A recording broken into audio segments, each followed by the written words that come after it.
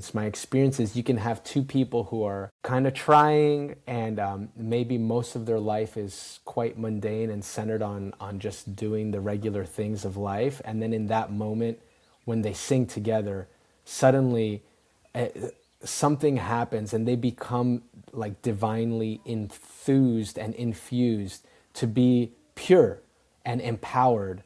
And then the moment that it ends, it's like, I'm just a human. I'm a deeply flawed human being who has impulses and behaviors and all of these things that are contaminated by the material sphere. But something happens when we sing together that it's like, I'm a divine being.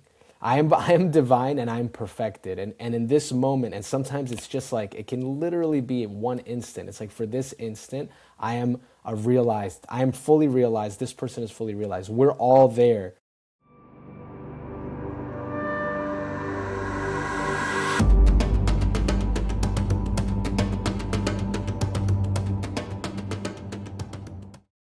Hello everyone, and welcome back to the Free Radical Podcast. Today, I'm joined by renowned Vaishnava musician, author, and sincere seeker, Bali Rico. Bali is a lyricist, multi-instrumentalist, seeker, and academic. Born in the US to Colombian parents, he and his younger brother Kishore spent their formative years living in ashrams in the sacred land of Mayapur, West Bengal, learning the traditions and music of ancient India. Bali is a co-founder of the Kirtan group Mayapuris. His mridanga playing is innovative and dynamic, helping to create the Mayapur signature sound. As a lyricist, Bali's flow mirrors the intricate rhythm of a born percussionist, with thoughtful prose full of insight, philosophy, and personal reflection. His hip-hop music brings together his eclectic musical influences and unique artistic talent. It was a very warm, profound, rich exchange of hearts with Bali. We talked about, of course, music, about Kirtan as a social phenomenon, about how we need each other, and in that communion we can have an experience that we cannot get by ourselves, about his Vaishnava birth and the challenges of being born in a religious family and meeting the outside world, the gifts of him being a father and what changed in him before and after that, his hip-hop adventure and expression, and how confessional that is, how it gives right to protest, but how behind the protest there's always some sadness and some pain and some grieving and some longing, about the role of science even in this material world, in the spiritual practice, and how to put all the things together, how to construct a mature, relatable, sustainable spiritual project informed by other disciplines, even informed by other, not only traditions, but by every single instance that surrounds us in the daily life. So it was a very comprehensive, as you can imagine so far, interaction with Bali. This is a Free Radical Podcast. Welcome again. So to support it, please subscribe to our channel by clicking into the bell. And if you feel inspired, touched, nourished by the conversation, feel free to share it, to like it, to drop a comment in the sections of commentaries, and continue adding your own contribution to this ongoing conversation. Without further ado, my friends, here is Bali Rico.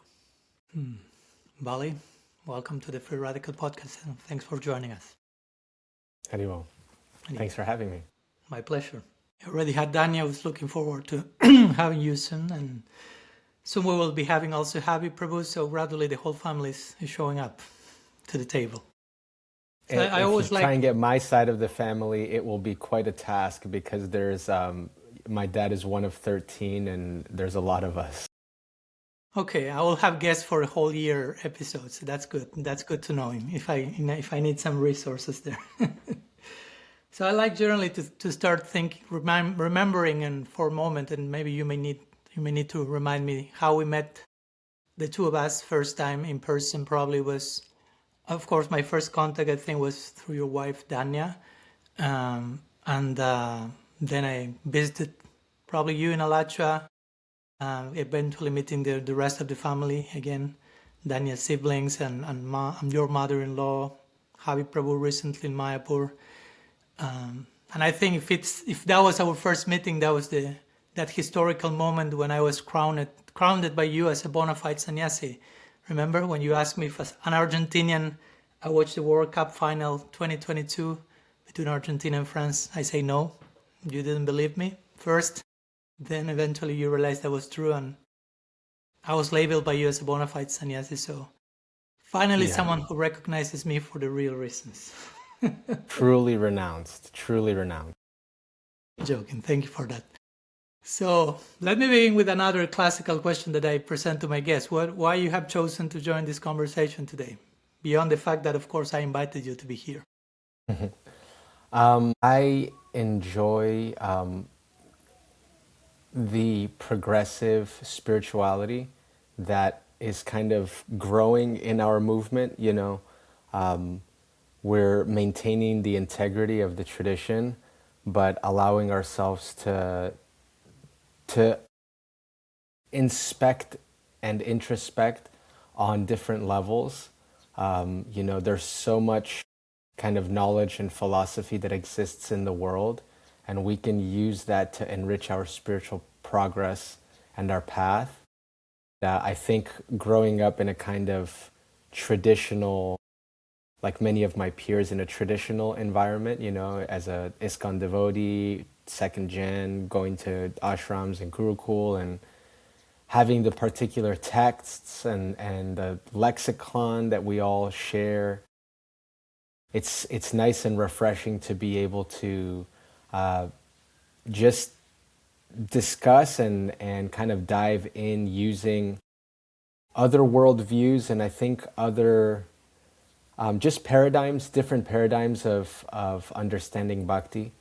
So I think that you're one of the kind of prominent voices in this like new evolution of the 21st century, how to be a sincere seeker, how to try to actually make an effort to be devoted to Radha and Krishna, and but in a new way, So I'm interested in that, and I like what you say. I've heard many of your lectures, and I've read some of your book, and I support you. Thank you for your support and for being here from a genuine place.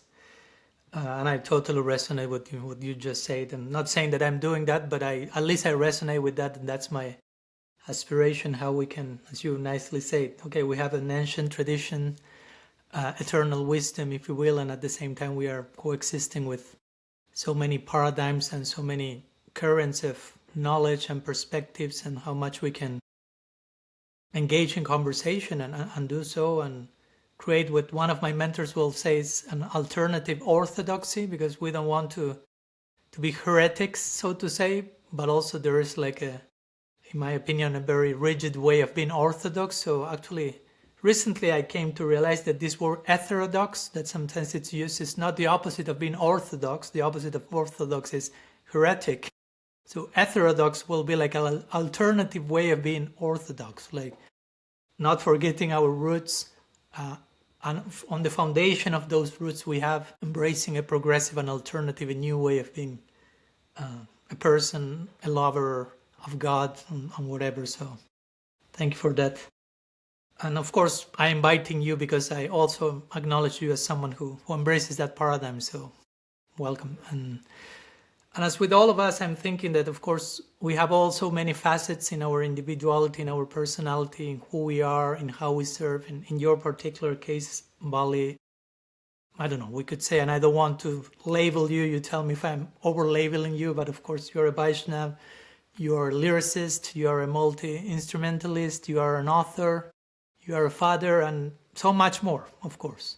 But if you are willing, we can explore some of those facets of the jewel of your identity, so to say. From the beginning, as you just mentioned, you were born in a Vaishnava family, you've gone through Gurukul, so I don't know, I'm interested in hearing from you because I've not had that experience in this lifetime at least, so I'm interested in hearing from your personal perspective, which for you are like the pros, maybe cons, I don't know, of being born and raised in a specific religious movement, so to say, and how you eventually dealt with the encounter with the outside, quote unquote, or the world beyond your religious tradition. Yeah, I was born to devotee parents who immigrated from Colombia. We grew up in the United States, and we had a very, I mean, in a certain way, ISKCON upbringing, going to the temple. My brother and I, Kishore, we didn't go to Gurukul, meaning like a sleep-in ashram, until we were a little older. I was 14, we were 13 and 14. So I think that for our generation, it's born in the 80s, many people were sent in a little bit earlier. So in that sense, we went to the day schools. They were schools that were run by devotees with a devotee curriculum. Our first attendance for school was taken at the morning program. At Guru Puja at 7:20 in the morning, and we attended part of Bhagavatam class, and we'd go and learn shloka memorization and Gita and do the plays and the drama. So very much like Krishna and being a devotee and the identity of being a devotee, all of the cultural, traditional, or like ethnic practices of being like this hybridized Western, Eastern, this like melting pot of what ISKCON is, or at least looked like back then. In that sense, we share that with many, many people from our generation. Then we went to Mayapur Gurukul in 99. So we were a little bit older, we were teenagers, went for 2 years, and then came back and jumped into the public school system back into the West. And then went to college, got a regular education. We lived a sheltered life. Like I can say that I lived quite a protected life. I remember when in the mid-late 90s when the Gurukul system kind of shut down in the States because of the lawsuits and all of the things that had happened. Many of us had to just go to school, like regular public school. And I was around 13 at the time. And the impressions are so... trauma is like a strong word, but they were so impactful. Like they're like these samskaras of kind of like entering into the material world, what a material public school is for somebody who grew up in a, like a devotee home. And we weren't even so conservative, like my dad and mom, they gave us a Nintendo for Christmas. We played for our local soccer league. We went to the movies, we listened to music, and that was, whatever. Like I remember we'd listen to Bob Marley and Carlos Santana on the way to the beach. Like we lived like a very kind of what we would call a balanced life where, they're like, okay, you can listen to that music, but we have to do some Kirtan first, or go change the water to the deities, put a flower there, offer some incense, and then you can play. And then when we play, we'd just play like normal children. We'd just play sports and games and Ninja Turtles and all that stuff. So we weren't so conservative, like in this sheltered bubble. We knew what was going on in the outside world to a certain extent, but then being kind of dropped into it, I just remember so many things. And I was still, being 13, you're still completely in a child's body. But in the West, there is no innocence, like that innocence that you have, whatever the permission you're granted to have the innocence of a child, it ends quite early in the like public school system. So kind of seeing the heaviness of basically the material energy, if you want to call it that, was intense. And pretty soon after that, my parents were like, this is not for you, this is not for us, you're going to Gurukul, we're sending you to Mayapur. And we went to the ashram. And I think being protected, it kind of like allowed us to be innocent for a long time, which is, like all of the experimentation and all of the things that happen in the psyche of like those formative years. They're fine and they're natural, but in time, at the right time, when you're being exposed to certain things or certain ideas, concepts, or even just behaviors, like all of that, it's normal. This is the life experience. But just kind of like, you should be in an adult body if you're making adult decisions, that kind of thing. So we were protected, and I think it went a long way in sheltering our bhakti. Because if we believe that purity is kind of a conduit for spiritual strength, then innocence, being innocent and being able to maintain, even through happenstance, being able to maintain some sort of integrity just because of the environment you grew up in, it allowed us to, I think, stay a little bit fixed. And it's just like Krishna is everything, and we also, the philosophical foundation that we had, now me being a parent, I have my daughter's 5, she'll be 6 in March, in just 2 or 3 months. And I think, like, when I was that age, the level of philosophy that we had, the amount of, like, how we spoke about death, like at that age, I was already not afraid of death. Like, it was not a part of my, like, there was no question, this is as the embodied soul continuously, I already knew that verse. It was like embedded into my psyche. Like, you're going to, like, this body is changing and growing. You're going to let it go when you die, and you'll get a new one. Like, the soul is eternal. You actually will never die. I had that at that age. And now she's just, and I'm thinking, wow, like, it was so different for us then, like, she'll ask us questions, and I'm trying to, like, baby her through these concepts of these, like, what's going to happen to you, what's going to happen to me. And when I was that age, it was like, you've had a million mothers and fathers, you know what I'm saying? I love you, and you're going to be okay. When it's your time, it's your time. When it's my time, it's my time. But there's nothing to fear. It's totally normal. And, it gave us a little bit of this, like, spiritual spine.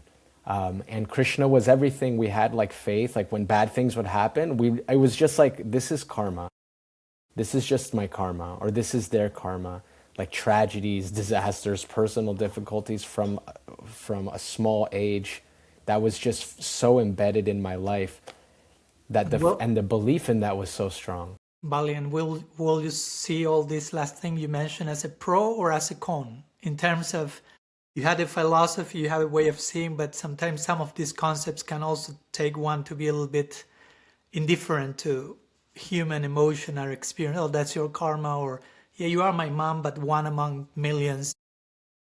So I'm curious about how it was for you navigating those concepts, receive those concepts as a child, and maybe as you grew up, the theory is there, but you feel that you need to internalize that in a more human place, especially, I don't know, or maybe now as a father, as you say, how to convey that to your children. I think I had a unique situation in that I had all of these kind of like philosophical principles, but I also had very, very affectionate, loving parents.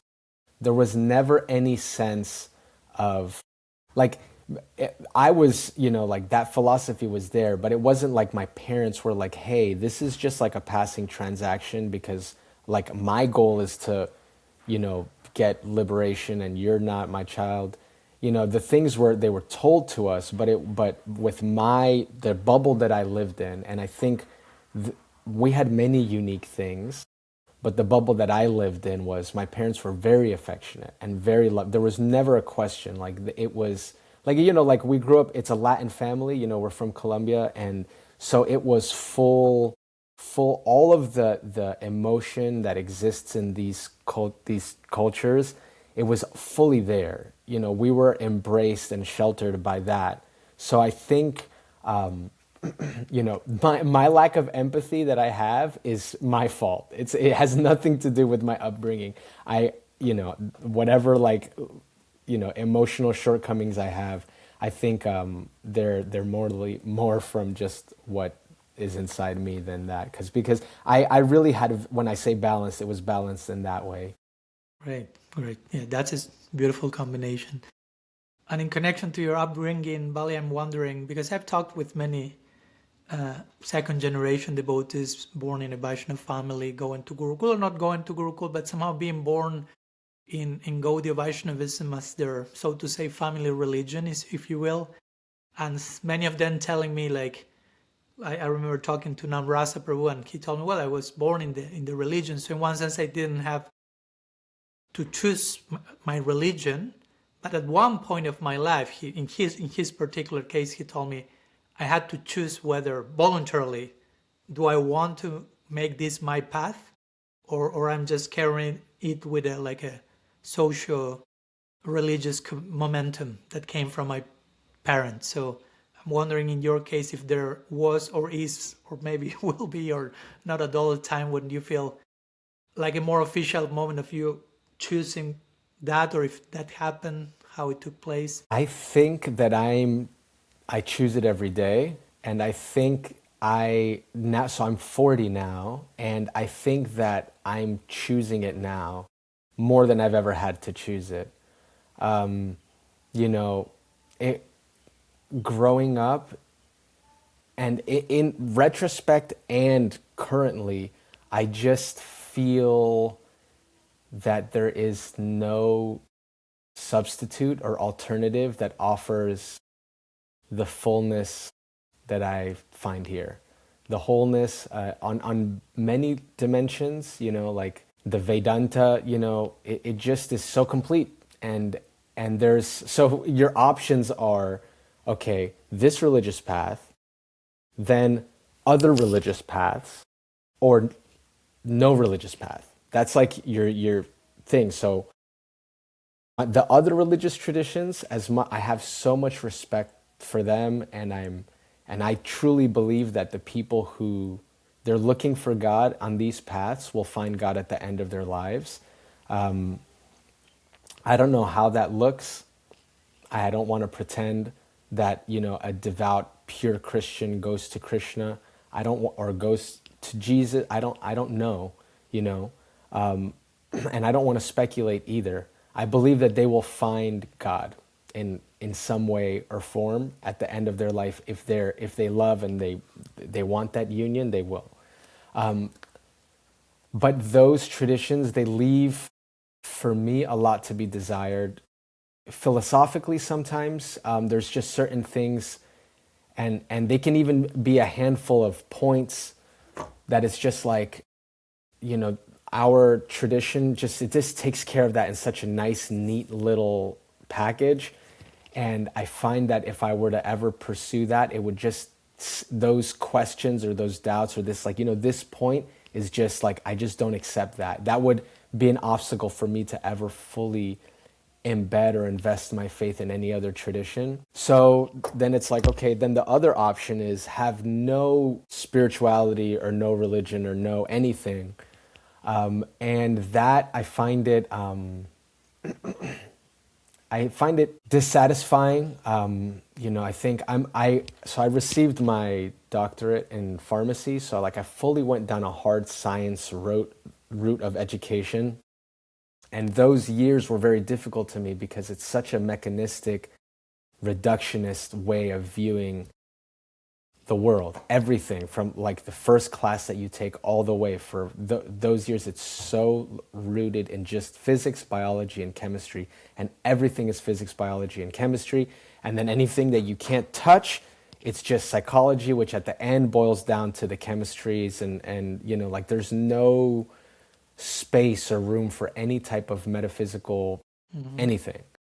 And that was very difficult for me. That was a strong kind of changing point in my life to go from fully everything is in the context of spirit or God or spirituality to everything is in the context of matter, science, there's a cause and effect. And, that there's a tension there because I also have a bit of a critical mind, and whenever someone would say something, they're like, oh, this beautiful Leela happened, this one devotee in Croatia had this experience, and my first thing is I'll immediately start to come up with my questions, oh, did they really see did the movie Didi really move, whatever it is, I always I have that kind of doubting, skeptical mindset. So being immersed in this like science culture, it was difficult for me because it makes you question everything, what, that which can't be measured and can't be seen. And it was a few years of that because the program was like minimal 6 years, but there was travel in there. So like I stretched it out over like 8 years. And just being in that was hard. And then at the end, I just decided like I don't want to do this anymore. Like I don't want to think of the world in this way, even if my first instinct is to kind of like break everything down into its material components and like deny the spiritual experience. That's my instinct. I have like this, like fault finder, they call that type personality. And I realized that the impulses to be atheistic, they're there, just like the impulses. I have so many impulses. There's a chocolate bar here.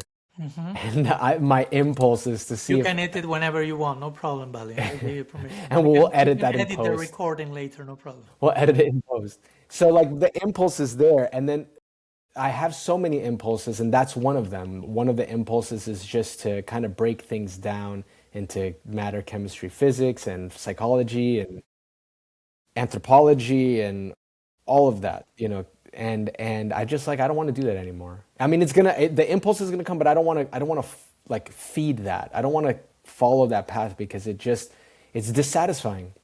And I went to this one lecture.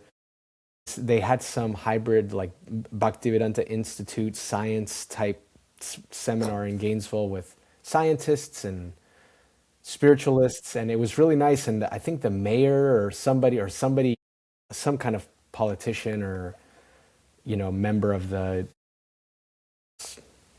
whatever board came, and he wasn't a scientist or anything, but he just said, like, I choose to be faithful every day. Like I have two paths ahead of me, and one is down this like science path, and one is down this faith path, and I just choose faith. And I was like, I like that. I can go that way. I can easily go. I can follow that train all the way to the end of the destination and just say to my kids, hey, some people believe this, and we respect and honor the traditions and all that stuff, and that these things are important. Kind of like religion is good for humanity, so we kind of do it to play the part. I'm like, I don't want to do that. I could do that, but I don't want to. I just I find it dissatisfying. I find it disingenuous a little bit too, because there's something out there, there's something out there. And for me to think, like there's no absolute reality, or there's no absolute truth. And it's like, well, you just made an absolute statement. So you're saying there's no absolutes, but that statement in and of itself is an absolute statement. And I've also had experiences that I don't necessarily deserve or haven't earned, or maybe those years that I had when I was young, they've like stockpiled in the bank something within me that from time to time, like I can without my intention, I'm able to withdraw something, or like it's like an interest, I get the deposit of an interest of something that it's kind of like, there's something out here, Krishna's here. You can't see it, but you should realize that that's because of you. It's not because of God. Like the things that are impeding that vision and that understanding, they're my shortcomings. And so it's like, now I just got to kind of assess and address those. And then if I do it, because I'm not doing it right now, I'm not, and especially not compared to what I was doing when I was younger, like doing the work or whatever. It's like, I'm not really doing the work. I know what it's like to work hard at anything, and the amount of dedication. Like when I had to get my degree, I was always working. I felt that like I'd give myself little breaks to just decompress, but pretty much I was always working at it. And then I got it at the end. but it was like, if I hadn't have worked that hard, probably wouldn't have got it. It would have been, I would have kicking and screaming, been dragged and beaten and bruised and bloody, and maybe I would have got it. But in my spirituality, I know what it's like to work hard, and I see a lot of people that do work hard are doing the work. Then you're like, oh yeah, that's why they're glowing. That's why when I look at this person and they speak, it goes directly into my soul and it moves me, is because they're doing the work. So I have these, which is why I think it's so important. Like, what the guru means to somebody is just, you see somebody that's doing the work and it emanates from them. That's your guru. And then they're moving you and changing you through just their presence or through their words. And they might be saying the same things you've heard 1,000 times, but it's because of the work that they've done in the background. Yeah, like this expression, self-effulgent, right? It doesn't necessarily mean someone coming floating from the air, but just they emanate a certain light, and you can see them by their own light, so to say, right? Like the sun, you can see the sun by the sun's own light. So I really appreciate what you just said, especially still stick in my mind the very first line you said in reply to my last question, which was that you choose this path every day and now more than ever. For me, that sounds like a perfect combination, that the choice is daily. It's not that I chose one when I got initiated, when I whatever, but the notion even of, as I like to speak, of renewing my vows. No, I mean, I may have officially accepted the vow of sannyas, in my case, one day 16 years ago, but the vow is to be renewed, rechosen on a daily basis. What does it mean for me to be sannyasi? What does it mean for me to be a Vaishnava? So I really appreciate the ongoing nature of the choice. Again, it's a daily choosing. In connection to, of course, to your Vaishnava lineage, our Vaishnava lineage, I remember recently you shared some posts. I generally don't check anyone's post, but sometimes I check the general feed in Facebook, and I came up on something you mentioned to the effect of that we come from a line of poets, we Vaishnavas come from a line of poets and dancers, divine artists, each of everyone. So I really appreciated that, because I personally feel sometimes we lose sight with that particular side of our tradition, which is not just a side for me, but it's the very essence, a side which is so artistic, aesthetic, mystical, poetic, and sometimes, how to say, all that gets flattened and overtly packaged or overtly institutionalized. How to say? I'm wondering what do you think about what gets lost there? Now, when a mystical, deep, ancient, artistic, poetic, aesthetic tradition gets to label too much, put in a particular box, in a particular formula, particular packaging, what gets lost there, and how art, which of course you're an artist, how does art help to keep a lineage like ours or any lineage alive rather than merely preserved, so to say? If you have any thoughts on it. I think that this kind of very emotional, artistic side of spirituality, like you said, it's core to our identity. All of Mahaprabhu, the emperor of dance. Yes, I like to say the movement began with movement, with dance. Yeah. Something moving inside, moving outside, and everyone was moved by that movement, and the whole thing started to move, literally. And Srila Prabhupada, was an artist. He sang, he was a multi-instrumentalist, he was a songwriter and lyricist and poet. These are not opinions, they're facts, it's out there. He was a writer. These are the art forms that, like the liberal arts and sciences, as they say in the academic world. I think that that kind of side of humanity, it can be used to mask integrity and sincerity, and so it's not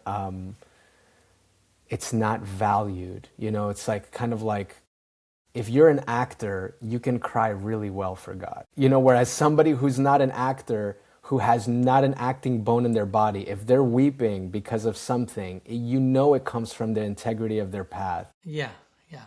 And Mahaprabhu himself received criticism at his time, like you are a sentimentalist, how you dare as a sannyasi to Totally. dance and cry, that's emotionalism. So, So yeah, and yeah, why did Mahaprabhu go from, you know, this very like basically bohemian spiritual movement to then this like very rigid lineage? Like there's got to be a reason, you know, behind that, and it's kind of like to offer validity to reality. The reality is, yeah, you know, it's like what does it mean to love God? It's like it's such a heart-based statement even to say. So it's like, but to make it real, we got to align it. It's like the heart has to be in alignment with the brain and the mind and the logic and the. So it's like you have your artsy dancing, and then you have your like sastric like rigidity, the orthodoxy, and you need both. Because if you have just an orthodoxy without softness, then you just get like automatons, like robots that are kind of just like following. And if you get a bunch of people who are just like whipped back and forth and driven by their emotional impulses, or even spiritual impulses, it's like, you know, like these Babajis, like who are just like intoxicated with love. This really good for you, but that's not gonna like it's not intelligible. You need some rigidity to get it out there. Yeah. How are we going to follow? You know, it requires a printing press and logic and campaigns. Like what Prabhupada did was a whole like campaign. I'm going to bring this Gaudiya Vaishnava tradition to the world. You can't just be like drunk in love with God in a garden somewhere and get that done. So it's like the heart and the mind, both. Yeah. Yeah, like the word articulation comes to my mind, right? How to articulate these profound ecstatic experiences into something that is relatable to those who are not that drunk and that mad, but they can make sense of that and incorporate them into their lives. So that's for me, that's a pressing question that should be an ongoing one, as you mentioned. Like, okay, our movement began with poets, with artists, and should continue so. But which are the reasons that sometimes make us feel a little bit like raise our eyebrows when, and there are reasons for raising our eyebrows, as we say. Mahaprabhu was criticized by that. Today, the day we are recording the episode, is the anniversary of Sri Chaitanya's sannyas lila. So also we could say he took sannyas, many reasons for his sannyas, but one of those was to bring some more gravitas to what he was trying to convey and articulate that, okay, sannyasi, social figure of a teacher. Before that, it's still as a sannyasi he was criticized, but in many ways the sannyas of Mahaprabhu could be seen as a social strategy considering time, place, and circumstance. So for people to take him more seriously and see, I'm not just a sentimentalist crying and dancing, but there's something deep and serious going on here. But still, for me, it's an interesting question to continue asking. Yeah, why sometimes we not only raise eyebrows for the proper reason, but sometimes raise eyebrows not for the proper reason and become too entangled into the rigidity of a particular institutional religious box and somehow prevent the flow of natural artistry in everyone. Because as you say, ultimately everyone is an artist in one way or another. And I personally feel we should encourage that in whatever way that takes. I'm recently reading a book. You may be interested in that one. This actually, he's a scholar from the Old Testament. Here I have it. It's called The Prophetic Imagination. Walter Brueggemann is the author. And it's an academic book, but it's quite readable. And he's speaking there about the prophet. He used the word a lot, prophet, which is very present in Christian lingo, but prophet basically means someone who speaks for God, someone who is through whose speech the divine is manifested. He says that the prophet makes it possible to sing. We're talking about you as a musician, as a kirtaniya, and all of us as potential artists. The Prophet makes it possible to sing, and if a lack of singing is an index of exile, then we are in it, he will say, because for most of us people, he's speaking for most of people, most of us are people who can scarcely sing. And the Prophet makes the hopefulness of singing happen again. So it was an interesting statement, and again, I cannot avoid reading these lines in connection to me being a Gaudiya Vaishnava and Mahaprabhu and the Sankirtan movement. So in light of what he just said, the necessity for singing is something that gives hope, and the opposite of not being able to sing as a symptom of exile, basically. In that sense, as a musician, as an artist yourself, do you see music, and especially devotional music, not just as artistic expression, but as an act of hope to other people, to yourself, like singing, especially in the times in the world in general, which often feels like exile is present in so many ways in society. So I don't know, I'm wondering what does it mean to help people recovering the capacity to sing again? Literally or metaphorically, to have hope, and life is meant to be to me, it's meant for singing. Just look at the birds. They are singing all day. I don't know if you have any thoughts on this. Yeah. A lot of times when we're doing our kirtan presentations, we have like a little thing, because sometimes people have never been in a kirtan, so we have to contextualize it. And, singing is basically, it's like the soul, it's its way of communicating. It's like how do you cry or declare things in a more pure way from this body? You have this instrument that's embedded inside you, with this resonating chamber and the vibrating chords. It's given to us. And every tradition that has existed and every, era of humanity has some form of singing, specifically spiritual singing, because, we can talk about singing in the context of music, but since we're, a little bit more angling towards the spiritual, it's like there's, whether you have indigenous tribes that are nomadic or in their settlements, whether it's in indigenous tribes of Australia or the Americas, whether you're at a gospel, Black Baptist church in the South or in a Gothic cathedral in Europe, you have some form of singing for spiritual union, for people that are using their voices to try and commune with the divine. There's a certain power in singing on its own, and when it's combined with that like higher principle or some form of longing, it just alchemizes within the heart to create transformation and an experiential, like it's like the honey jar. It's like if you want to, you're looking at the honey jar, you're looking at the honey inside the jar, and it's like which for us, if we're saying the honey inside of the jar is God or love for God, it's like if you want to taste it, try this. Because we could break it down as to how and why, but it's really something that has to be felt. It's like when before I was a parent, and they would say like what the experience of parenthood is like and what the love that you would have for your child. You're like, oh, I get it. I totally, I understand, of course. But it cannot be, it has to be experienced. That thing can only be when you're holding your child and it's like, oh my gosh, this is my son, this is my daughter. And I was planning to go there in a moment also. What it means for you to be a father, yeah. Yeah, it has to be felt, and so I think with, music is so integral to the human experience, and it's just the rhythm and melody. You don't have to teach it. It's like a child. You can see it the moment they hear music. Something happens. They move like inside of our little whatever this vehicle is, this like the biology, the psychology. Music has its effect. It moves, it changes, it stirs things within. And then and I also think that this like a spirituality is also intrinsic, the questions and the seeking and this like sense of, even nowadays where it's very popular for people to say like the universe, like, oh, the universe. And it's a little bit a way of kind of like, they're like, I don't want to say the word God, and I don't know if I believe in God.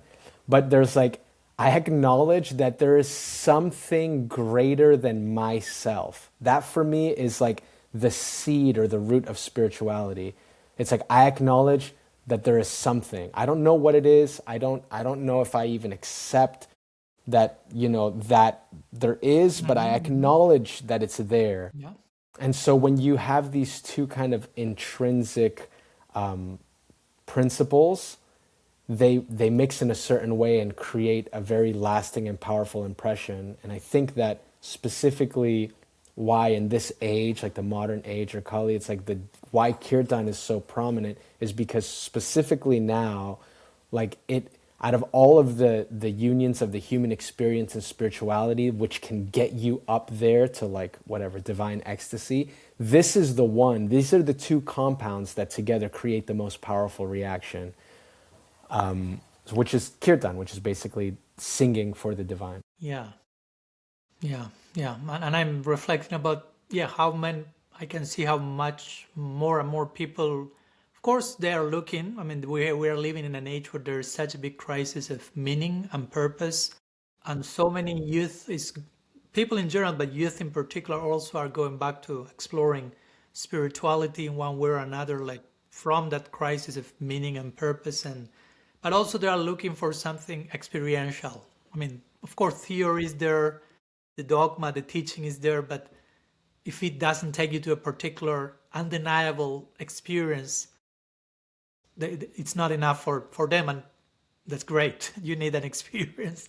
So I'm thinking how Kirtan conveys that. Of course, there is a philosophy to Kirtan, and you can explain sound and so many things in so many ways, but at the end of the day, you need, as Krishna says in the Gita, pratyaksha bhagavam, this is understood by experience at the end of the day. But I'm thinking even when the time comes to explaining it, as you were mentioning, even for people who wouldn't like to speak about God, okay, the universe or this or that, I'm just about matter, and you were explaining your experience with science. Even through science, we can take advantage, so to say, from so many insights they are bringing, in terms of, they will say, okay, everything in the world is having a particular frequency and a particular vibration. So you can start to mention how everything is singing and dancing, if you want to become a little more poetic.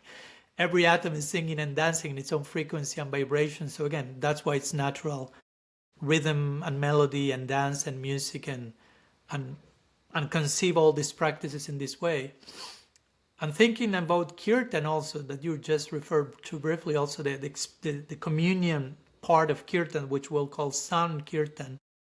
So Kirtan is not something that it's not just performance, but it's something that happens between people. It's kind of a social phenomenon.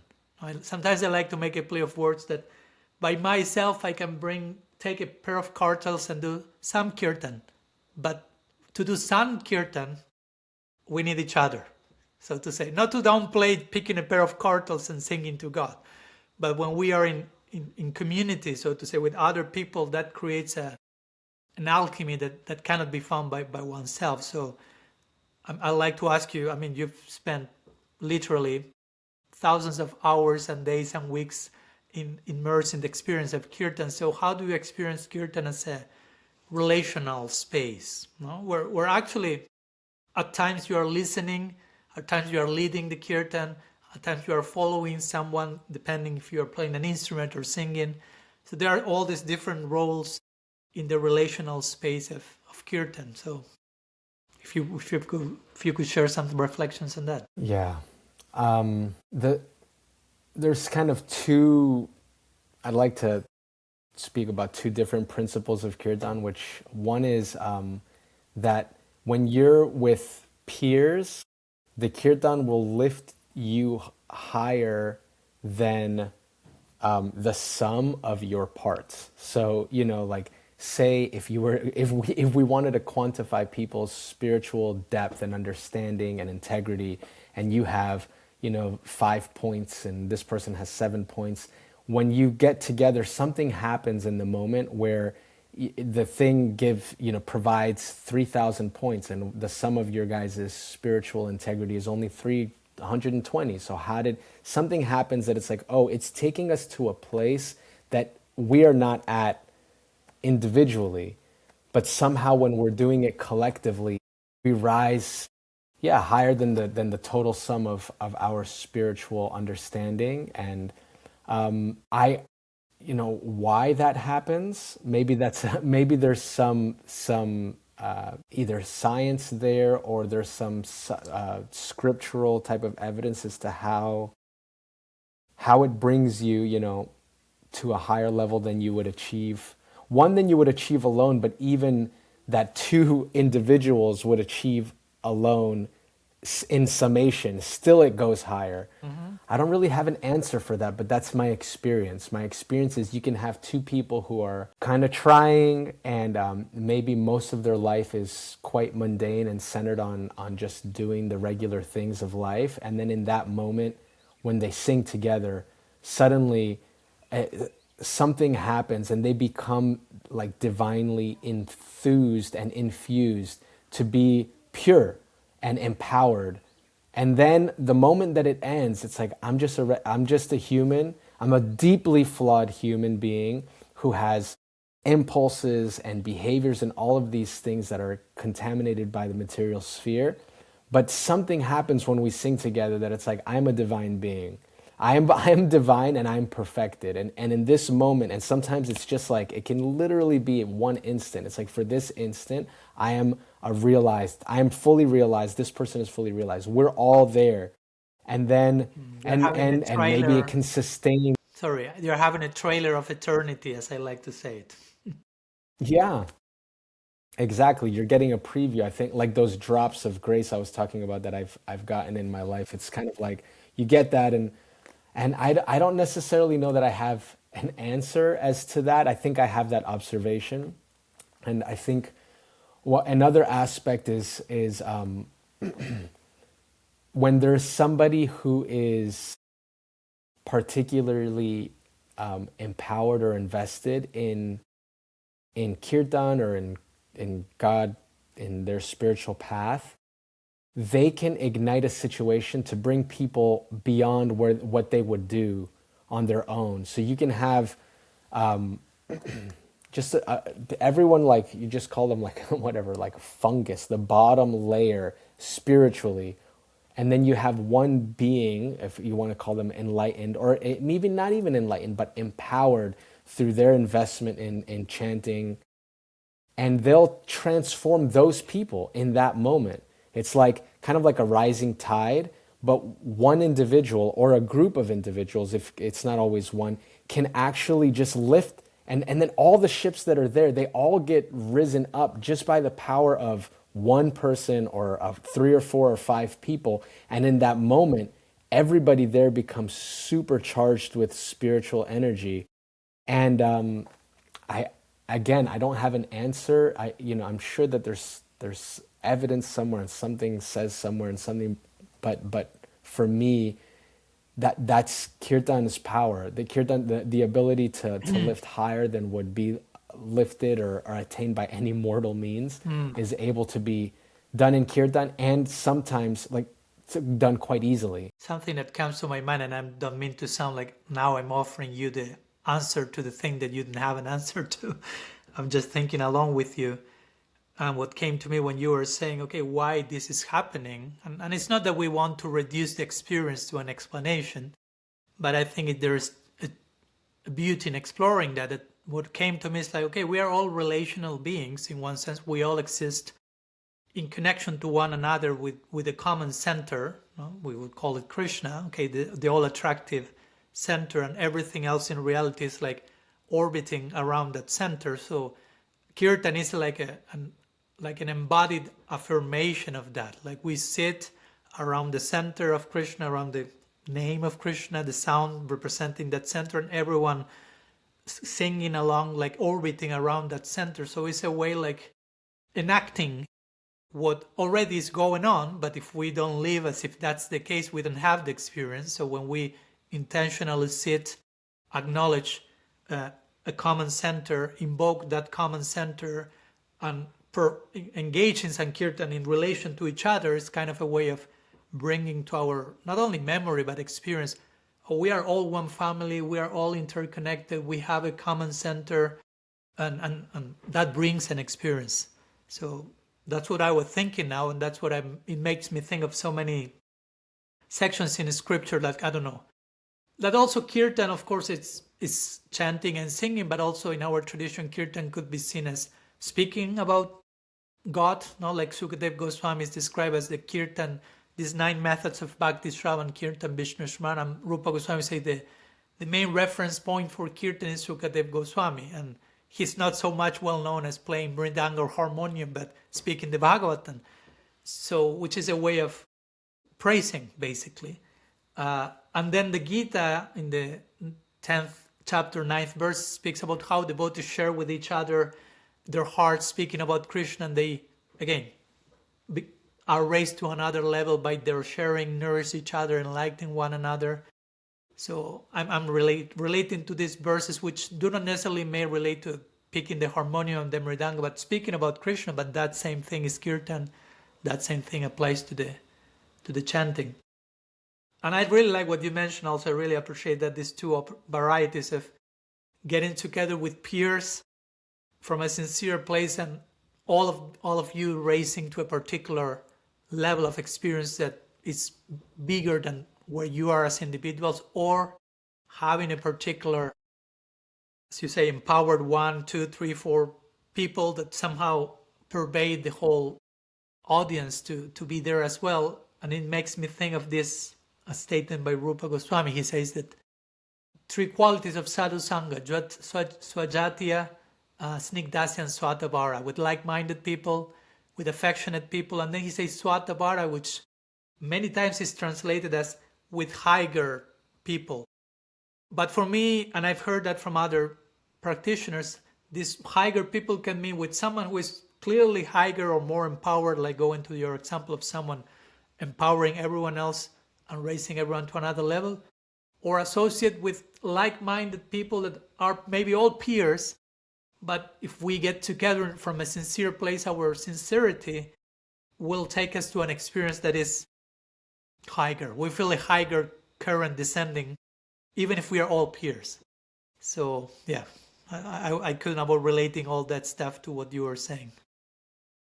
Yeah, I think that I've been to other experiences where people come together with intention to, for example, have japa type workshops, seminars, or somebody like a guest speaker is doing, like, I'm doing the Uddhava Gita and we're all going to study, and that intention, definitely you can feel the consciousness and their energy become raised because it's a group of people. And so yeah, I feel that I reflect that is correct, that the collective intention does create a specific energy. I just think Kirtan is like plugging directly into the outlet. Like wire, yeah. Well, we can go into so many directions. You play so many instruments. We can have a separate podcast of you and play mridanga, esrach, and so much stuff. But let's go for a moment, because of course we are Kirtaniya. You have studied Indian classical music, but you are also a lyricist, and in this context, a hip-hop artist, if I'm not mistaken. You please correct me if I'm wrong. So I like to go there for a moment, because I really find it a very interesting side of the equation, maybe in a musician myself. And I've heard some hip-hop in my teenage years. I remember Cypress Hill was one of those bands. But I'm thinking mostly about hip-hop. As you may know, hip-hop in this case was born as protest, as a way to reclaim voice, to reclaim dignity, to reclaim power from the margins. So as a Vaishnava and a hip-hop artist, how do you see protest functioning in a redeeming way today? And if so, in which way? Yeah. Hip-hop as an art form, like you said, it came as a form of protest. I would say, to go even further or deeper, that it's it comes from a place of pain. I was going to go there in a minute. Behind every protest, there is some collective lament or lamentation, right?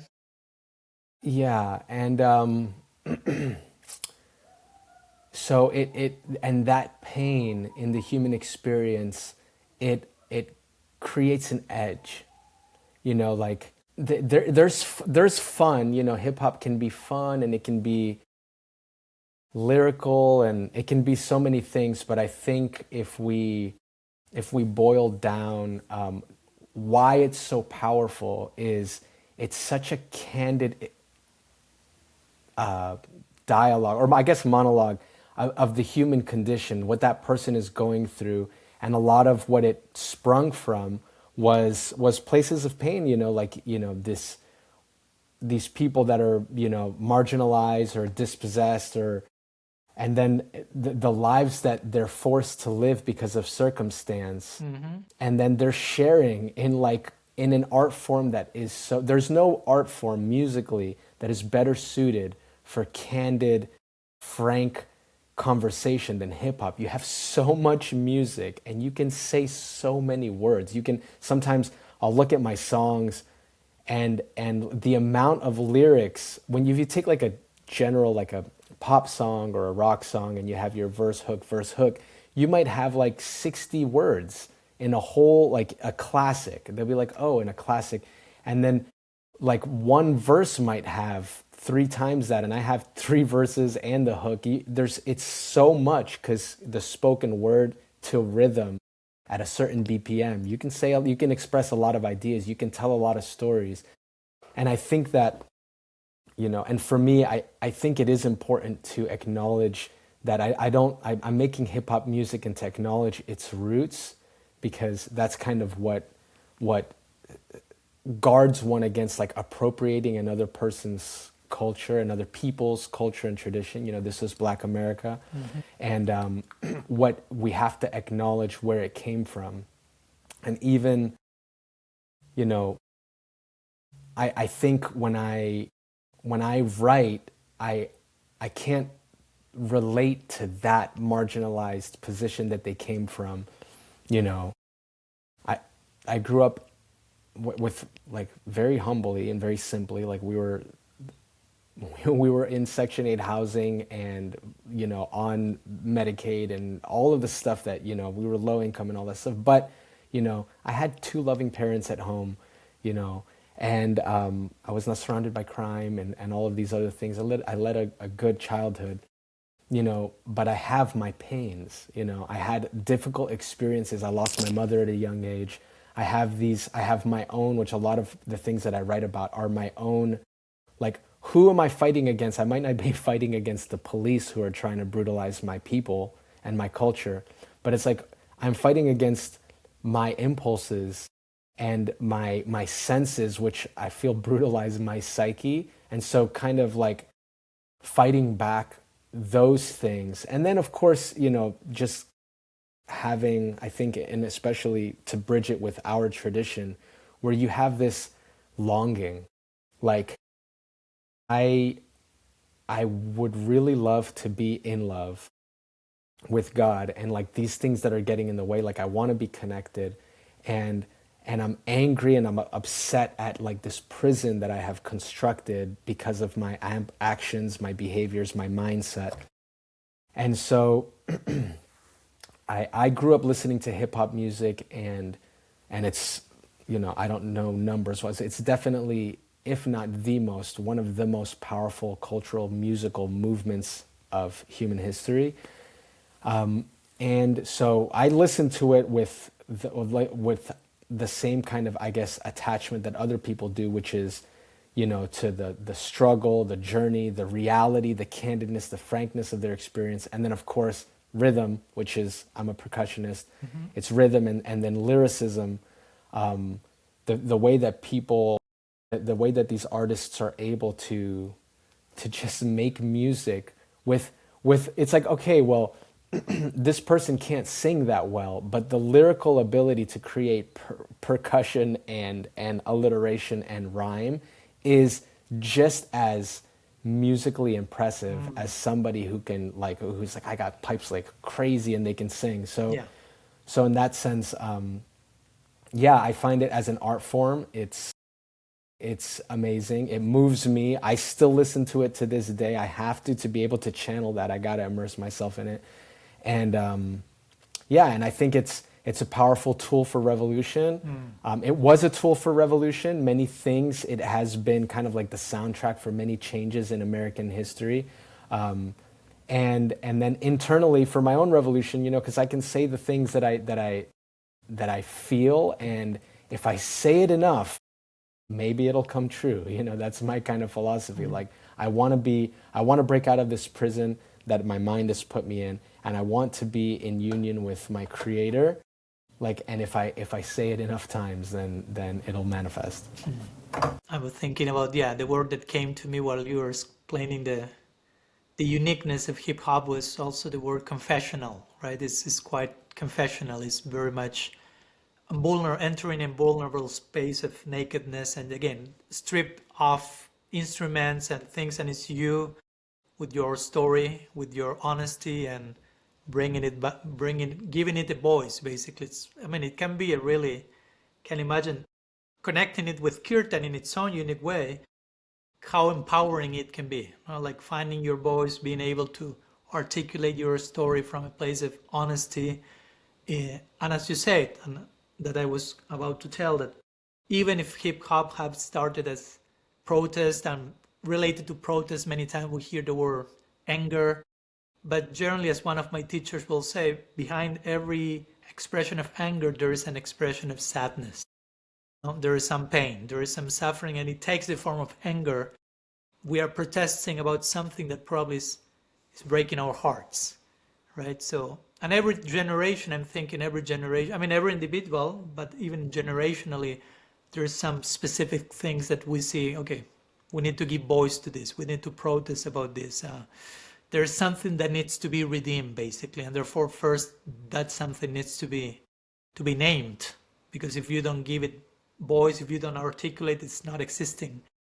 So I'm thinking in your particular experiences as someone who is addressing hip hop as an art form, as a confessional part, but in connection to the Gaudiya Vaishnava community, and in connection to hip hop as a form of grieving, if we want to use that word, I'm really much into grieving, into the necessity of grieving as a form of emotional healing and expression. What are we, in your opinion, what are we not grieving enough today? Whether as a society at large or maybe in the Gaudiya Vaishnava society, and how does that ungrieved loss or thing may distort our attempts at change, at reform, if something comes to your mind? I don't know where this quote comes from, but I know I heard it from Ayendra Prabhu. Cry, and if you can't cry that you can't cry. Bhaktisiddhanta Saraswati Thakur said that, yeah. Okay, so, you know, there's a lot of, you know, even Bhaktivedanta Thakur had a lot of poems, and there's like, one is, like, I'm just so unworthy. Like, I'm lamenting at my lack of advancement on my spiritual path. There's a lot of lament and a lot of longing there. So, you know, if we could tap into that sense of like what it truly means to long for someone, I think that sometimes as a devotee, we're kind of, it's like, I'm chanting because this is good for me. I'm chanting because I'm trying to purify myself. Or I'm doing these things, and then it's like, are you in love with Krishna? Like, are you like, man, Radha Krishna, if the both of you could just put your hands on my head and just show me you're there, I just like, there's nothing more I've longed for in my life than that. And like that sense of like weeping for the fact that like I would love to be held by you. That mood, I think that sometimes we don't allow ourselves that level of, I don't know if it's vulnerability or even it's like, that's the kind of thought that's so beyond me. I just need to first like realize I'm not this body, and I have to like get all of these like rudimentary fundamental principles of our tradition and of spirituality. Like, let me try and digest these, and then I can even think about, you know, the next step. And I think that in our acharyas, they were at that next step. And I actually just finished Ayanja Prabhu's biography, and of course he was a huge influence in my life, and he's like on the shrine of my heart for teachers. But he was like, this is our tradition, like this, like the depth, like this rag marg, like this is really the, like you, like we're all saying like, oh, Bhaktivinoda Thakur and Mahaprabhu and all of these poets and all that stuff, like that's them. Like I want to just be good enough to like serve them, and it's like no, you should be saying what they're saying.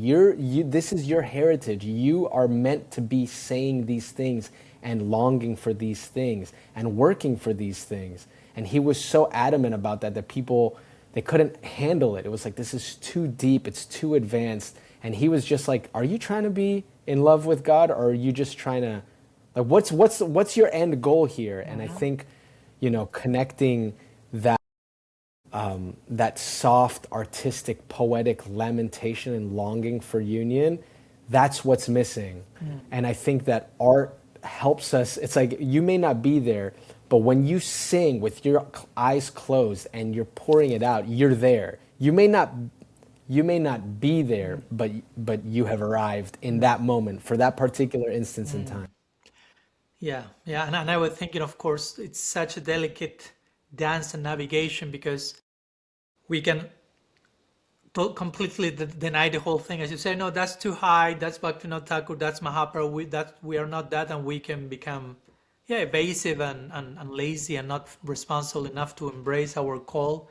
But also we can rush into that direction without having certain foundation in place, and that cannot be healthy as well. Or I've seen devotees trying to enter into a form of longing or imitating some of Bhaktivinoda Thakur's songs and becoming depressed, basically, like feeling miserable about themselves in a way that doesn't instill further love. So it's a very important way of how to not lose sight of what our path is actually about. As you were mentioning, quoting Indra Prabhu, yes, the goal of life is to fall in love passionately with the divine, with all that it entails. How to actually make it sure that we're walking in that direction, but also in a way that is realistic, sustainable, balanced, and we are not becoming, I don't know, dysfunctional or evasive in the name of the highest ideal, or in the name of not being a sahaja. We are not, repressing our growth and potential. So both things can happening. So yeah, it's such a delicate dance, but a necessary one for sure. Vali, I like to go for a moment, being mindful of our time. Still, we have a few more minutes, but I like to switch gears to one other of your, the size of your personality, which is you are an author. And if I'm not mistaken, a few years ago, 3-4 years ago, you've published your first book? Yeah, I wrote a fiction fantasy piece. Yeah, so it's a word of fantasy you have, right? You describe yourself as a word of fantasy. Yeah. So I like to ask you something about that, because of course you are a writer of then fantasy or science fiction. I don't know if that's also a term you could identify with. And I'm relating this to the word imagination, which I will say imagination will be central to your craft as a writer of fantasy. So I'm curious how you understand the role of imagination in human life and spiritual life. Again, I've written this book called The Prophetic Imagination, which emphasizes a lot the meaningful, the importance of imagination, basically, how any meaningful change in our lives, in society, in the world at large, first must be imagined before it can be enacted, so to say. No? Because if we have lost our capacity to imagine that something could be possible, and I cannot avoid having John Lennon's song in my head now, imagine this, imagine that. If we lose the capacity to imagine, then we are disempowered and will be only able to implement whatever is already given as the norm. so to say. And there's one line, probably the most impactful line from this book, from Walter Brueggemann. He said that our modern culture is competent to implement almost anything and to imagine almost nothing. And on top of that, sometimes in spiritual circles, the word imagination is often dismissed as mere mental speculation, so to say, right? So you cannot imagine, take things as they are, this the revelation, fold it. So I guess my question to you will be, how do you see the difference between imagination as a generative, hope-giving, empowering capacity versus imagination as something that can become escapist or ungrounded? So what will a healthy, spiritually mature relationship with imagination look like? It's interesting that you bring this up, because out of all of the things that all of my artistic pursuits, this is the one that is the only one that I have kind of completely detached from my spiritual path to a certain degree. You know, like I'm a musician, I play instruments, but I play instruments that are related to Kirtan. I'm a hip hop artist and I write lyrics, but all my lyrics are grounded in my spiritual path. This particular avenue of my artistic expression is something that for me, I mean, maybe someone else could, you know, in an effort to uplift me, find a way to, like you're so good at kind of encouraging, to find a way to bridge it into some kind of like divine plan or purpose. You know, I think I actually have my own opinions, at least as far as like imagination, fantasy, and spiritual, like a spiritual journey, because what many people think of my spiritual path is mythology and fantasy. You know, like I go to places and I have to tell people, like, you can't say that about Hanuman. You know, like you can't say this mythological fantasy figure. I'm like, this is a being that I believe in. So, or, you know, all of these, it's like, oh, it happens all the time, this kind of language. And I'm like, so I have a bit of like a defensiveness over one, the topic, but also kind of like, even like, I don't read, like, I don't know how to say this, like texts or books that are written inside of dharmic lineages. Like if somebody's like, I've written this story of Balaram or Hanuman, or I'm like, it's too close. The lines become so blurred because they're like, oh, this is, you know, Indra, and this is Zeus, and this is Thor. Mm-hmm. And for me, so I'm like, I don't even play like this. If I'm going to read about Indra, it's going to be in the context of my tradition, mm-hmm. and in the context of my faith. So I've kind of like divorced fantasy from my spiritual path, because people call my spiritual path fantasy. So I've had to be like, fantasy is fantasy. My spiritual tradition is an ancient religious practice that has existed for thousands of years. And there may be a lot of commonalities, and we can go on a whole discussion of that.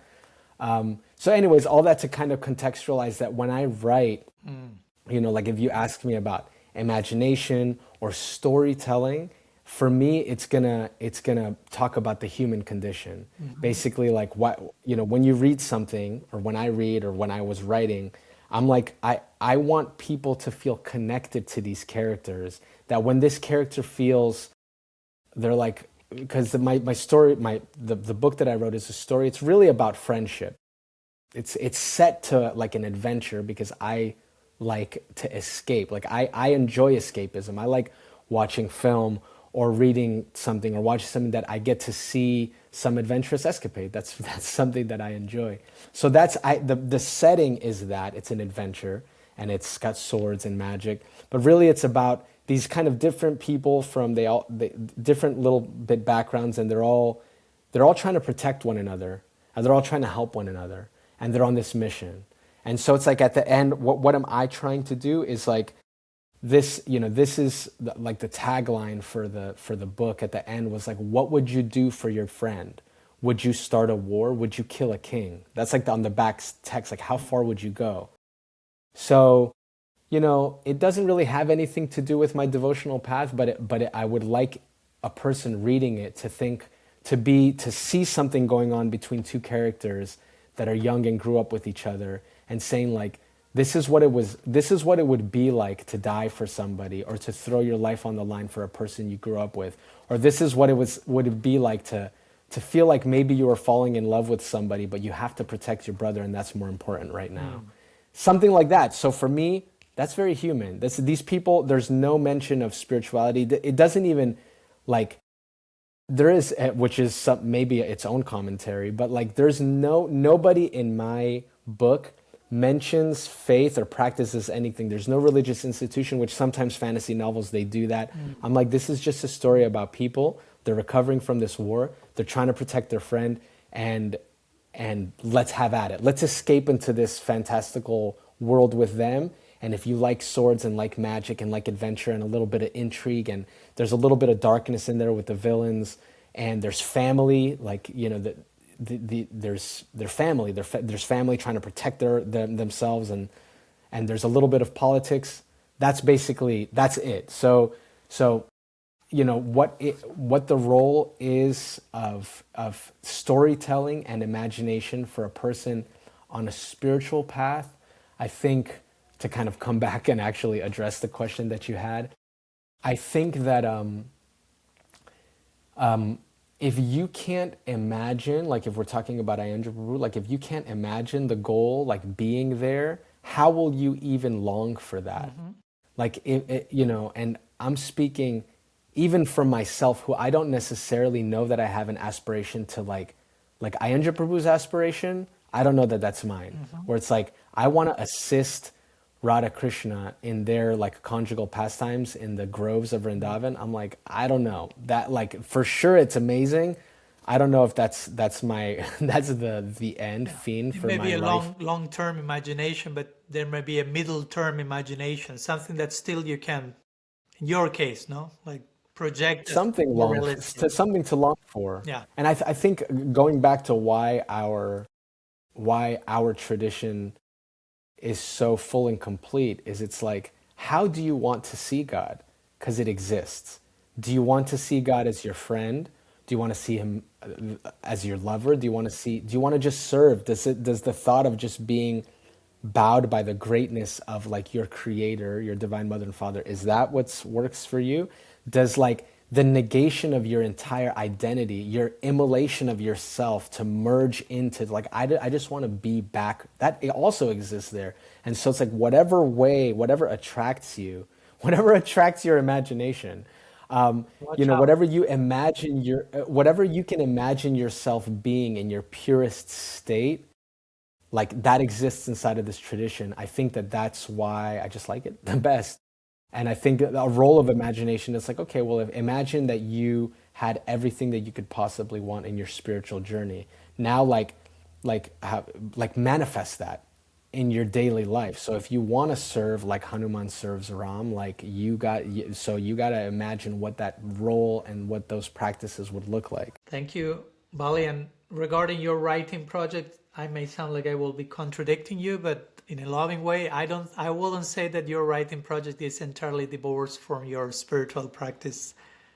Even if you think so, or even if you try to, there is so much spirituality embedded in you that I'm sure that many of the things, at least for me, not to justify watching movies as my crucial sadhana, so to say, but one can watch a movie and that can be as impactful in terms of visuals and sound and emotions and one can be connected with so much depth of reality. And even if it's in terms of humanness, I always like to remind myself and others that, especially in our tradition, we worship Krishna, Radha and Krishna in Vrindavan, which is Nara Lila, human pastimes. So it's not inhuman, it's not non-human, it's very human, fully divine, but fully human. So I think there is a reason to see those things that are connected to our human dimension, whether it is family and friendship, as something that can play a role. Again, not to over-justify them and, okay, I'm stopping my chanting and reading, I'm just watching movies and got to go log through that sadhana. But I personally think there is place to connect those dots. And even you say, okay, my book is an adventure. Well, life is an adventure. So there's a lot of symbolic patterns. That's my opinion. I don't want to argue with the If you have author of that the book intent, about it, you but I can see how there are so many things to connect it. So go into one final share question, Bali, because we talked about you being, again, Vaishnava musician, being born in a Vaishnava family, hip hop artist, lyricist, author. I'd like to touch on another facet of your identity that feels just as formative, and we mentioned that, which is being a father. So I know, of course, this is only one of the many relational roles you inhabit. You are also a husband, you are a son, you're a friend, you're a brother, and so on. But this one I often ask to different people, not only guests in my podcast, since especially in my case as a Swami, as a sannyasi, I don't have first-hand experience with what it means to be a biological father. Though somehow I have children of my own in another ways, people to take care of. So, and you mentioned briefly, but a little bit more if you would like to share. So my question will be basically, and I asked this to many fathers and mothers, what changed most profoundly in you when you became a father? No, before and after, as you hinted before. One is the theory, what you hear, and then the experiential exposure to holding your baby for the first time in your arms, for example. What came in that moment, basically? I think that becoming a father, it showed me what devotion means. I think we live our whole lives talking about devotion and devotional service. And then it wasn't until I became a father that I realized I'd never actually engaged in real, sincere, selfless devotion in my life. I've engaged in service, but I think that it became apparent that there is a motivation. Like I did, so if let's call Kirtan a devotional service. I've done a lot of that over the years, but it's not selfless. I enjoy it. I do. I've definitely done a lot of kirtan where I'm doing it for the, taking one for the team, as they say, where it's like, this is a distasteful maybe moment in my life, but I'm going to do it for the higher principle. But when you're a parent, it's like you're kind of doing that all day, every day, where you're totally negating your needs, your wants, and your preferences for someone else, and you do it with love. And it was very apparent that I had not really experienced that in my entire life until having a child, where I was truly, and I tell this story a lot, is when our kid came home from the hospital, my daughter, and when babies are born, they have this like new skin, and then you have to like give them oil and help them get rid of that old skin as they're being exposed to air. So she was, days old, and she's laying on the bed, and we have coconut oil, and I'm just rubbing her little feet, and their feet are like this big, and I'm just being so careful.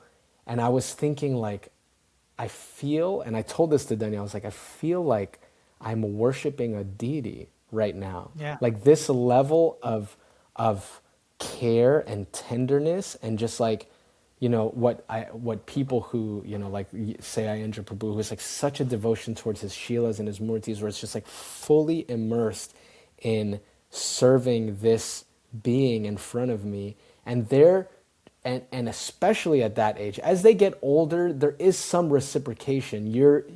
They're infusing with joy by their just being. But when they're that little, it's literally she's just sleep. There's nothing. It's like Mahavishnu, just like sleeping, slumbering, and I'm serving your feet. And I just felt like, wow, I've never, I feel like I'm doing like puja right now. It's like archanam, and if fully focused and with full heart and intention aligned right now. And so that was super transformative for me, and in general, just kind of like surrendering, that aspect of surrender, which when we kind of fight that a lot as adults. And even when you have a partner, there's like some give and take, you're both kind of compromising. When you're a parent, it's just you, like for a very long time. And when you go from not doing that to suddenly, this is central to your every single day, where it's like, I'm serving, this person is more important. This thing that I'm doing right now is so much higher in a priority than my personal preference, and I'm gonna just do it, and not just do it, but most of the time doing it with like a sincere adoration and affection and love. That was an entire transformation. And in that moment, out of all of the rasas, I had never, growing up, like Ladu Gopal and Baby Krishna, it had always been like, of course, like it's a very endearing, but there was no way for me to act. I was like, I can understand Arjuna and Hanuman, and I can even understand the gopis to a certain degree, and the merging, that all makes sense. But the Baby Krishna, like you're there and they're just goo goo gaga, and and then I had a baby, and I was like, oh, this is so pure. This love right now is so, and it's so untinged, because with the other things, whether your friend can betray you, and your brother can anger you, and your spouse that can hurt you worse than anyone else, and your child, it's all it is pure love. It's just pure. They can do nothing, and all you can do is like shower them with love, and they're just kind of receiving it, and it's somehow still filling you. 10 out of 10 would recommend. The highest form of love that exists on the material. So you've checked the Vatsalya box after that. That was amazing. Yeah, after that, I was like, 100% I get it. And still, the Gopi Bhav is so beyond me. I'm like, Ayendra Prabhu, that's for you. I get this one more. I can understand this one a little bit more. Thank you for that. And I really appreciate, because again, as you may have heard sometimes, unfortunately, this idea of being a parent, having kids, sometimes it's mostly labeled as you're entangled and this is an obstacle, is getting in the way, and it's attachment. And I'm not saying all those things cannot happen, but also you can relate to all that as a sacred chapter of your sadhana, as you say, your babies, and is a deity, and you can really gain more affinity, and the whole reality of Krishna Lila can gain a lot more of relevance and relatability through the experiential exposure, and especially, as you say, the self-sacrifice of being a parent 24/7. And I always like to tell people, because most people will end up having kids, most in the sense of not probably the majority of society will be a monk. So, but I try to remind myself and those who would like to pursue monasticism, is like, well, you have to do it in a way that is sustainable and healthy for you, and that you can also express your own form of self-sacrifice in how a father is doing that for a child. Somehow, you don't have a child biologically, but somehow this is not an escape from self-sacrifice and absorption and care and dedication and adoration. It's not that we want to be brahmacharis or sannyasis so we don't have to go through that. It's just another way of going through that in your own way. So thank you for that reminder. Bali, before concluding, 1 more minute. Do you have 5 more minutes? So I was going to tell you, yeah, please. Don't feel pressed for time. If you want to, I put an hour and a half because you said that, but thank you. I think we are reaching a nice point to put the sharing to rest. Good. Okay, good. Yeah, I'm happy to end whenever you're ready. Yeah, and we could continue. I don't see it as an end. It's an ongoing conversation. But to wrap up, I like to, and sometimes I invite some of my guests. In Sanskrit, we have this saying, Madhurena Samapayat, which is, let's end with something sweet. But also I added this, I switched that to Ushnena Samapayat, with ending with something sweet also, but spicy. So I'd like to present you a brief set of 10 brief spicy questions. And I expect a similarly short spicy answer from you. I know you can do it. So short answers, short questions, short answers.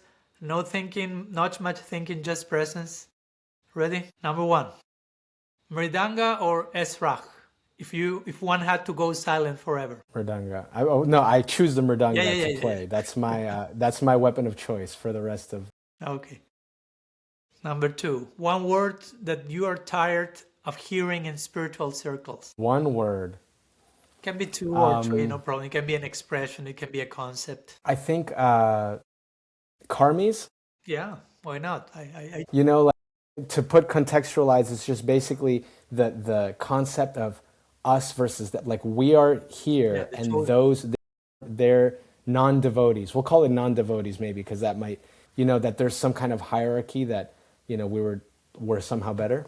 We are the I don't want to hear chosen that. ones. Yeah, I subscribe to that fully. Yeah, Number 3, where do you feel most at home? In sound, in silence, or in relationship? And you can pick more than one if you want. relationship, What's hard? easy. Yeah. The sound, yeah, it's not alone. Mm. Can't do it. Mm. Can't do it alone. What's harder? Number 4, what's harder? Staying faithful to tradition or staying honest with yourself? Honest with yourself, easy. Vaisheshika Prabhu says integrity is what you do when nobody's watching. Mm-hmm. And that's how to be real and to be in your own mind and alignment. That's a challenge. Number 5, if Kirtan could protest one thing today, what will it be? Mahaprabhu went to the Kasi's place with his group to protest something also, right? So Kirtan can be a form of protest in a healthy way. So what will it be? I think that the best thing to protest would be disunity. Like if we could find a way that Kirtan, it's like, hey, like we're all on the same side. Anybody who believes anything, if you acknowledge that there is a power that may be there, that's out there, that's higher than you, we're on the same team. Protesting for that would be. What's one spiritual habit that can quietly become toxic? The belief that you do things according to your nature, meaning like kind of like we have like a joke like that's not my seva Prabhu, where it's like, like I'm an artist, I'm a musician, so my seva is Kirtan seva, or I'm a this, and kind of just that allows you to just selectively maneuver through life, not challenging yourself and just doing the things that are easy for you and according to your nature. And sometimes you have to challenge yourself. So that can easily be toxic. Totally. Just doing the comfortable, easy thing. Yeah. Someone has to wash the pots. Exactly. Yeah. The 7th question will be, what softens you instantly? An apology. A sincere apology. What still scares you a little or more than a little? Yeah, the safety of my children. Mm-hmm. You had said how, kind of one of the, talking about that principle of how children, they can actually enhance your spiritual journey. There's the fear. I'm like, I have this kind of like a contract between me and God, just keep them safe and me and you will be good. Mm-hmm. And if you don't, we're going to have problems. That hangs over me, it's a danger. And I've read and heard many times how the psychology of most parents is unavoidably like the worst possible thing can potentially happen to my children. So you are on alert mode, not hopefully neurotic, but that antenna is there, yeah. Number 9, one practice that you would keep if everything else fell away. Kirtan is the end all and the be all. It's the only thing that's keeping me fixed, really. If the whole universe dissolved, if I had that, I would be able to survive. The last one, number 10, the last question, and probably the most important one. Did you watch the World Cup finals of 2022 between Argentina and France? There is confessional, right? You're a hip hop artist. Hip hop is confessional. Yeah. You can make a whole hip hop now confessing. There is a video of my brother and I when the last penalty was made by Montiel. He made that where we're screaming our brains out of our ears, just like. So you were supporting Argentina, okay? Yeah, of course. Okay. You are still my friend. Come on, but the cup had to come back to South America somehow. Okay. You know what I'm saying? So there is that video. Okay, I won't push you to publish it publicly, but I may request it privately. Okay, that was it. You passed the test. Thank you so much, Bali. And before we end, I don't know if there is anything you'd like to leave with our listeners. Any thought, reflection, something that comes? I'm just grateful to have this conversation with you, and I hope that,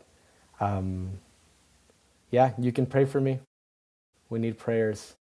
praying on the behalf of others is something that is, Danya and I have talked about it recently, and I think we should talk about that more in general, praying for others, sincerely. Take that as service for sure. It will be my prayers. Thank you so much, and hopefully it's reciprocal. Thank you for coming, Bali. It's been a pleasure and honor, and for me a great opportunity to continue getting to know you more and exploring your noble heart. So thank you so much for being here. Thank you for having me.